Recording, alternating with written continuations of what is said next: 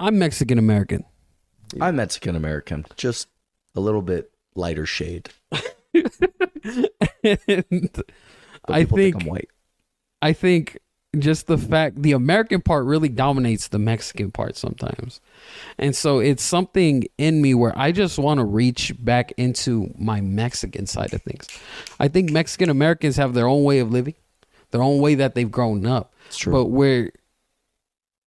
we need that part, that Mexican part, just so we could remember what family is. I feel like in Mexican culture, there's this beautiful family unit that I think America needs more of. That I think we need more of today. That I need more of in my life. I need more music blasting through my house. I need more corridos blasting through my house. Banda music.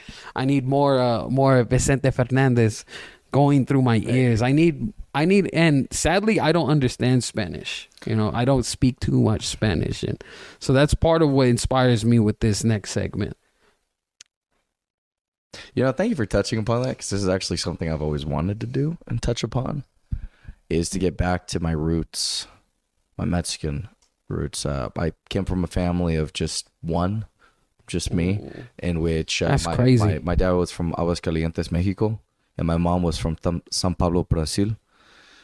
So for me, I grew up roughly listening to either a lot of oldies, 80s, 70s, but really not that much Mexican music. And when I did, I didn't really find the love for it.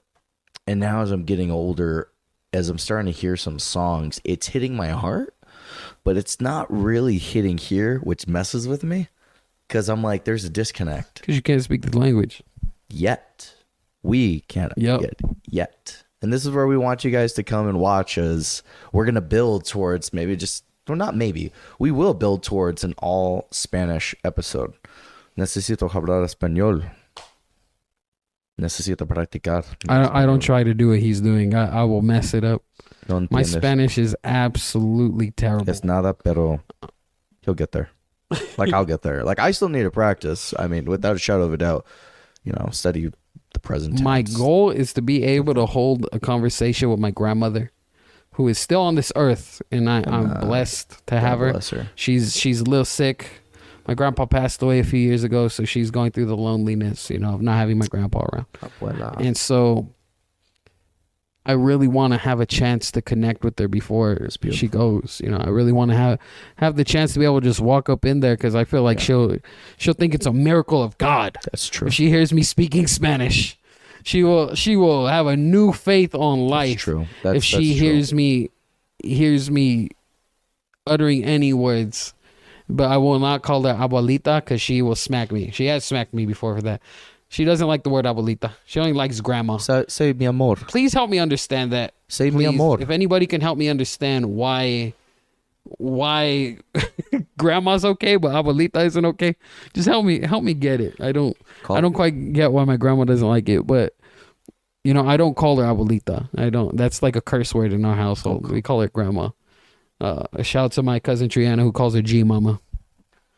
Hey man, I would say ask, like, if you can call her amor or mi corazón. That means my heart or my love. She calls me that.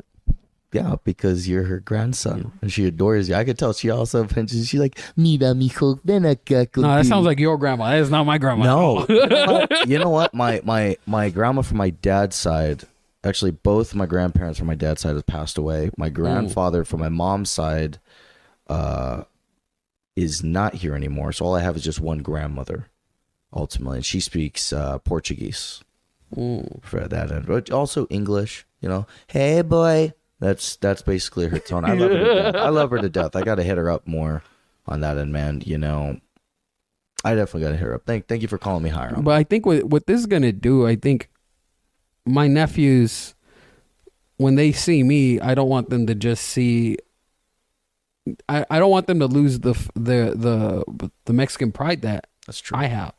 I love being Mexican. Mm-hmm. I embrace it so much, and I think when they see their grandmother and their I'm forgetting what they call them, papa, their grandpa. He's not really a grandpa. He's super young.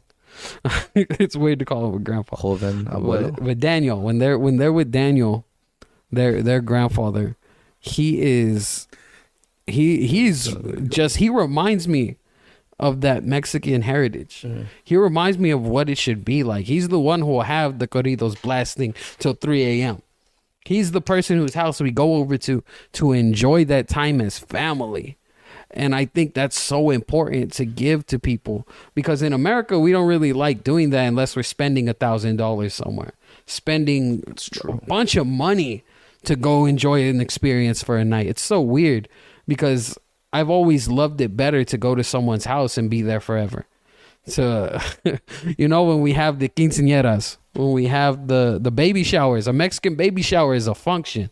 Mexican baby shower is way different from these little gender reveals. The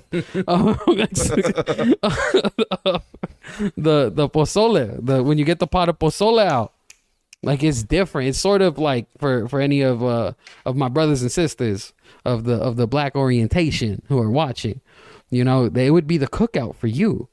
When you call it the cookout, if you're invited to the cookout, that means your black friends love you. That means you can hang around. For us, that's the pozole. That's the menudo. That's the big old pot of menudo, the big old pot of pozole that gets made. If we invite you to that, that means you can come to the Mexican function. You can come to our fiesta.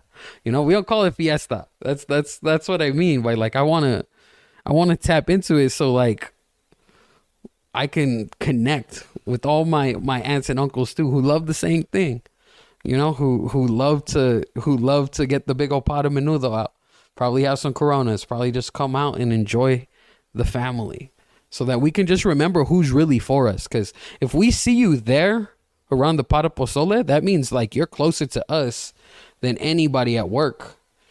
You're closer to us than any of these random people out here. Like, it's a lot deeper than that. So that's why I really want to take this time to dive into our culture and to really become more not just Mexican American, but more Mexicano, más Mexicano. I need it. And I know a lot of you out there do too. So this shout out to you. Join me in this journey. I think you've said everything that's needed to say. Ultimately, what I'd like is for our audience to let us know, in what ways can we become more Mexican?